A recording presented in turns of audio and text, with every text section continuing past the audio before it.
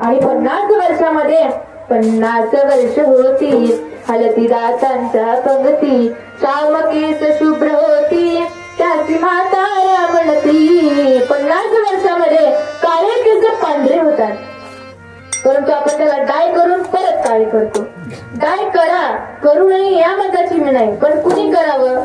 ज्याची आपत्कालीन केस पांढरे झाली त्याने डाय करावं.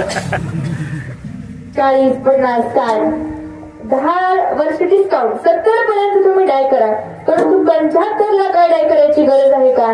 ज्याची मान हलती त्याला डाय करायची काय गरज आहे का?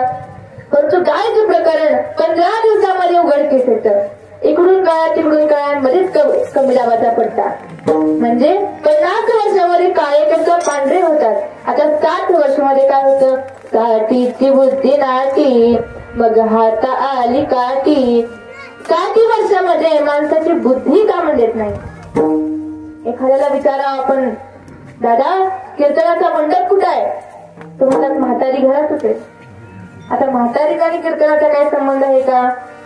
तर नाही. त्याला म्हणावं चला कीर्तनाला, तो आता जेवण केलं. आता काय जेवण करायसाठी कीर्तनाला घेतात का? नाही. म्हणजे 60 वर्षामध्ये माणसाची बुद्धी काम करत नाही. काठीची बुद्धी नाटी, मग हात आली काठी, वच वच लागे पाठी, त्याची हसती कारती, सावध सावधान वाचे वदानारायण. आता 70 वर्षामधल्या नाही का?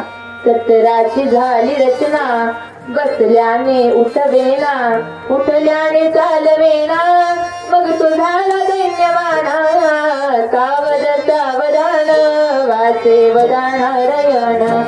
आणि मग वर्ष झाले 80, मग वर्ष झाले 90, बोलवेना एक शब्द, स्त्रीपुत्र म्हणे प्रसिद्ध, आता तोडा संबंध.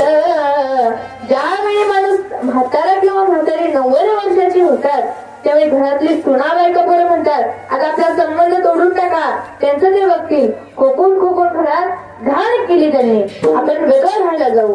90 वर्षामध्ये असं होतं. तुम्ही कधी भजन करणार आहे? मग वर्ष झाले 90, बोलवेना एक शब्द, स्त्रीपुत्र म्हणे प्रसिद्ध, आता तोडा संबंध, सावध सावधान वाचे वदानारायण. 1 शतक पूर्ण झाला. 100 वर्ष माणूस 100 वर्ष जगत नाही, परंतु ते काळात चुकून उगून जगला तर 1 शतक पूर्ण झाला. आला कैसा वाया गेला, रामदास स्वामी म्हणे,